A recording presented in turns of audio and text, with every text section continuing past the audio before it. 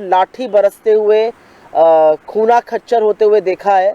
मुझे लगता है कि ये एक सभ्य समाज पर, एक लोकतंत्र पर और युवा पीढ़ी के खिलाफ बहुत बड़ी साजिश रची जा रही है। और ये मैं पूरी जिम्मेदारी से कहती हूँ, क्योंकि अगर आप देखिए चुनाव के पहले, 2019 के लोकसभा चुनाव के पहले जब बेरोजगारी सर चढ़ के बोल रही थी, आज भी बोल रही है, तब आनन फानन में एक नोटिफिकेशन जारी किया रेलवे ने कि ग्रुप डी की नौकरियां भरी जाएंगी। इस देश के 1.25 करोड़ युवाओं ने उस फॉर्म को भरा, फीस दी, लेकिन 3 साल बाद भी आज तक भर्तियां नहीं हो पाई हैं। तो कहीं ना कहीं ये दिखाता है कि सरकार की जो मंशा है वो युवाओं को नौकरी देने की है ही नहीं। सरकार की जो मंशा है वो पद खत्म करने की है। आप पद खत्म करते जा रहे हैं रेलवे का, और बेचारे युवा जो हैं आज वो रेलवे ट्रैक पर बैठे हुए हैं। दिक्कत की बात यह है कि फरवरी 2019 में ये नोटिफिकेशन आया था जिससे 1.25 करोड़ लोगों ने भरा, लेकिन 2021 की फरवरी में तत्कालीन रेलवे मंत्री पीयूष गोयल जी कहते हैं अभी एजेंसी नियुक्त की जा रही है। और अब पता चलता है कि जो रूल्स ऑफ द गेम है, जो परीक्षा के नियम है कि अब कौन सी कितनी परीक्षाएं होंगी, वो भी अब बदलने की बात हो रही है रिट्रोस्पेक्टिवली। और कहीं ना कहीं ये जो लटकाने की साजिश है, ये जो परीक्षाओं को लटकाने का परिणाम है, ये युवा पीढ़ी भुगत रही है। आप देश के किसी भी कोने में चली जाइए, ये सिर्फ बिहार और उत्तर प्रदेश का मामला नहीं है, आप देश के किसी भी कोने में चले जाइए, आज युवाओं के पास नौकरी नहीं है। क्योंकि 2 करोड़ रोजगार हर साल देने वालों, जिन्होंने वादा किया था कि हर साल 2 करोड़ रोजगार देंगे और अभी तक 14 करोड़ से ज्यादा रोजगार दे चुके होते, उन्होंने सिर्फ रोजगार को नष्ट करने का, एक इंस्टीट्यूशनल वे में रोजगार को खत्म करने का काम किया है। रोजगार उनकी विफलता से नष्ट हुआ है। नोटिफिकेशंस आते हैं, परीक्षा रद्द होती है, धांधली आती है, परीक्षा में चीटिंग हो जाती है, न्यायालय में मामला अटक जाता है। ये हर परीक्षा में देखा जाता है। और रेलवे जो इस देश का सबसे बड़ा एम्प्लॉयर होता था एक जमाने में, आज रेलवे परीक्षा कराने में असमर्थ है। और इसका सलूशन जो बोला जा रहा है कि परीक्षा रद्द हो जाएगी, नहीं है। क्योंकि जो बच्चे आज 2019 में एलिजिबल थे, वो आज एलिजिबल नहीं होंगे। तो आप क्यों बच्चों के भविष्य के साथ इस तरह का खिलवाड़ कर रहे हैं? मेरा ये कहना है, सिर्फ एक बात लेकिन मैं इस मंच से जरूर कहना चाहती हूं कि कांग्रेस पार्टी का, हमारी लीडरशिप का, हम सब का पूरी तरह से प्रतिबद्धता है, अगर आपका कोई भी अभियान, अगर आपका कोई भी आंदोलन शांतिपूर्ण रहता है। मुझे लगता है किसी भी अभियान में, किसी भी आयोजन में, किसी भी आंदोलन में लेश मात्र भी हिंसा की जगह नहीं है। मैं लोगों का रोष समझती हूँ और ये रोष समझना जरूरी है। ये युवा पीढ़ी है, इन लोगों ने पैसा दिया, इन लोगों ने अपनी जिंदगी के 3 साल दिए और इस आस्था से दिया कि नौकरी मिल जाएगी, और अब इनको बोला जा रहा है कि शायद नौकरी नहीं मिलेगी, पूरी तरह से रद्द हो जाएगा, धांधलेबाजी। और ये 20 टाइम्स भरना था, भरा सिर्फ 7-8 बार गया है जितने पद थे। तो दिक्कत की बात यह है, मैं इनका रोष समझती हूँ, लेकिन इन युवाओं को इस मंच से मैं कहना चाहती हूँ, और हमारे लीडर राहुल जी ने ऑलरेडी कहा है कि ये गांधी का देश है, ये सत्य और अहिंसा से चलता है। किसी भी आंदोलन को अगर शांतिपूर्ण करेंगे तो बड़े बड़े तानाशाहों को घुटने टेकने पड़े हैं और वो घुटने टेकेंगे। ये समझना, ये जानना जरूरी है।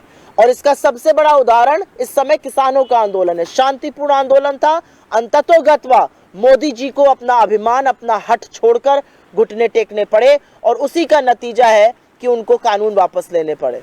तो मैं सिर्फ यहां से एक ही अपील करना चाहती हूं, कल रेल रोको आंदोलन 28 तारीख को आयोजित किया गया, हम इसको अपना समर्थन देते हैं। शांतिपूर्ण ढंग से कोई भी अभियान, कोई भी आयोजन करना होगा, क्योंकि जैसा कि मैंने कहा, ये गांधी का देश है, गांधी के देश में हिंसा की लेश मात्र भी जगह नहीं है।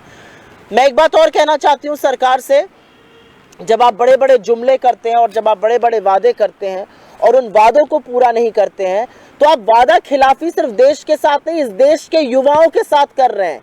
हिंदुस्तान देश का, विश्व का सबसे युवा देश है, और युवाओं को सिर्फ और सिर्फ रोजगार चाहिए, और उनके रोजगार को छोड़कर आप हर बात करने को तैयार हैं। आप क्या कहिएगा उन किसानों से जिन्होंने जाड़ा गर्मी बरसात नहीं देखा?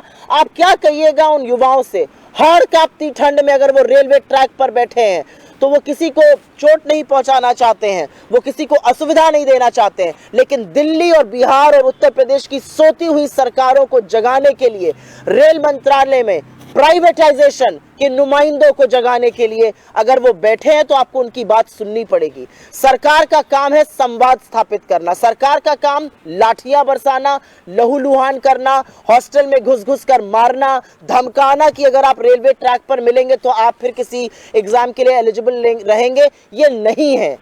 हमारा देश आंदोलन से बना हुआ देश है, आप आंदोलन करने से किसी को नहीं रोक सकते हैं। संवाद स्थापित करिए, उनका विश्वास जीतिए, ये होक्स की कमिटीज, होक्स की बातें मत कीजिए। तो जरूरी है कि यह आंदोलन शांतिपूर्ण रहे। हम कल के रेल रोको आंदोलन का समर्थन करते हैं और हम इस मंच से कहते हैं, शांतिपूर्ण आंदोलन के आगे हार अंततोगत्वा दंभ की, अहंकार की और सरकार की ही होगी। ये देश की युवाओं की भविष्य का मामला है, इसके साथ खिलवाड़ मत कीजिए, इसके साथ हट मत कीजिए, इसके साथ अभिमान मत कीजिए। I'll just make a very brief statement in English on this. In the last 24 to 48 hours, we have seen frightful visuals of how students are being beaten up, they are being lathi charged, they are being dragged outside of their hostels. We've seen hands, faces, backs smeared with blood.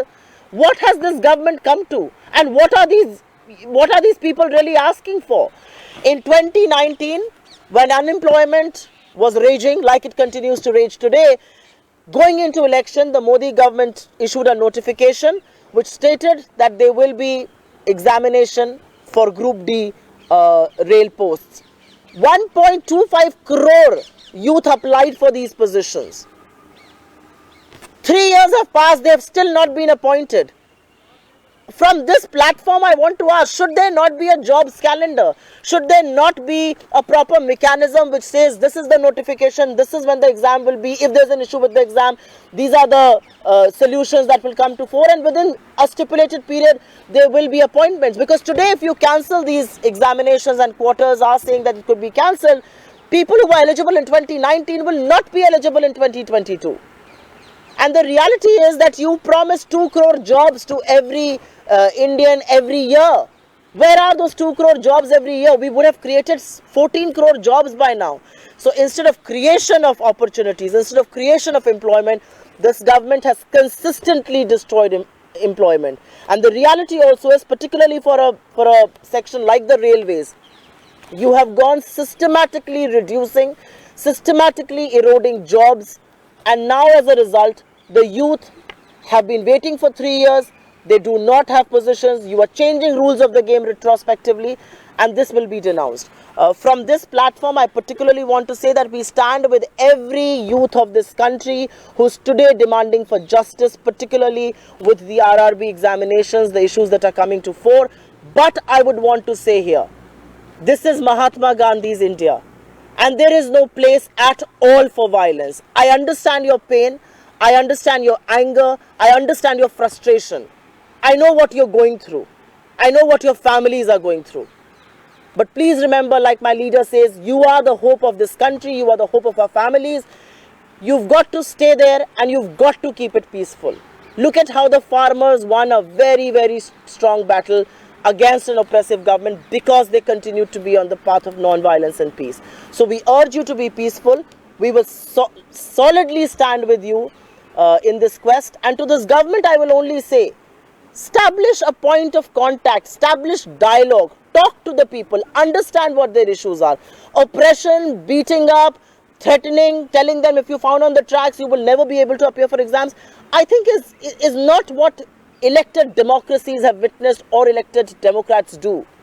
So please understand the pain and the frustration that the youth of this country are going through, and please understand that erosion of jobs bleaks India's future. You've got to create employment opportunities. At least honor the commitments that you've made.